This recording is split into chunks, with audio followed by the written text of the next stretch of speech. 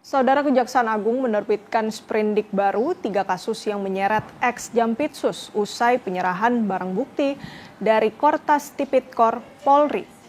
Sejumlah pihak menilai Presiden perlu turun tangan untuk menyerahkan kasus ini ke KPK. Apa yang perlu dilakukan Presiden? Berikut analisis Pujiyono Suwadi, Ketua Komisi Kejaksaan, dan Herdian Syahamsah, pakar hukum tata negara Universitas Mula Warman. Malam sempat ada simpang siur ya soal status tersangka dari mantan Jampitsus. Nah, jadi sebenarnya dari 3 sprindik baru yang dikeluarkan oleh Kejaksaan Agung terhadap 3 kasus yang menjerat ex-Jampitsus ini, statusnya benar tersangka?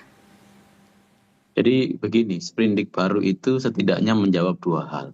Pertama adalah soal kepastian hukum, memastikan hukum formil itu tetap kemudian ada basis dasarnya.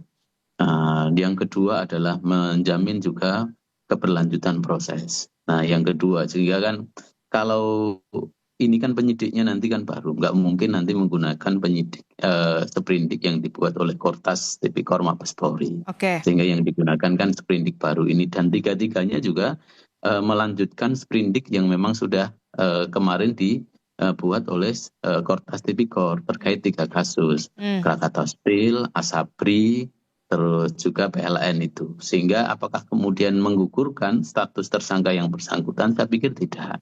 Jadi yang bersangkutan juga tetap kemudian tetap kemudian statusnya menjadi tersangka. Sudah ada penerbitan 3 sprindik baru yang menjerat ex-Jampitsus dan statusnya tetap tersangka.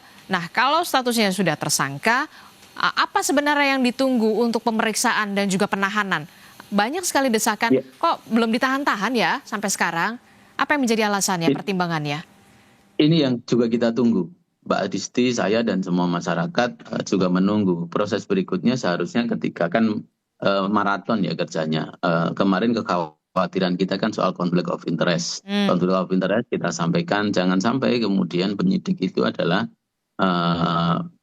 pegawai-pegawai kejaksaan yang memiliki hubungan langsung dengan tersangka FA gitu di Gedung Bundar.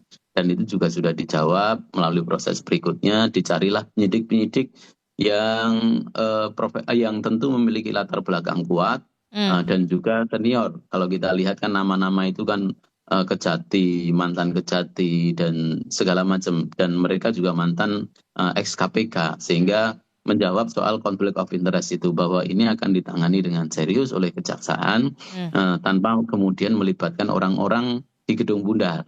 Saya memahami bahwa konflik kepentingan itu bukan hanya relasi interpersonal, bukan hanya penyidik-penyidik yang tidak boleh memiliki hubungan dengan mantan Jampitsus, tetapi juga harus dilihat dalam kacamata kelembagaan.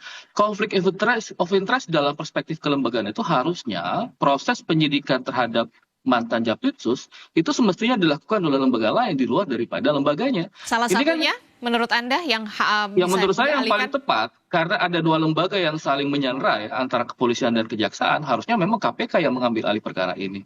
Artinya kita menghindari satu soal konflik of interest, kan nggak mungkin jeruk makan jeruk ya.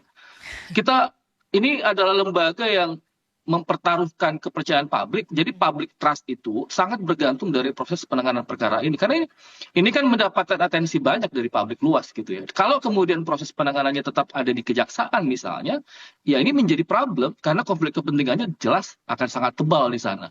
Tetapi kalau kemudian KPK yang mengambil alih perkara ini, saya kira itu bisa menjawab soal konflik kepentingan itu.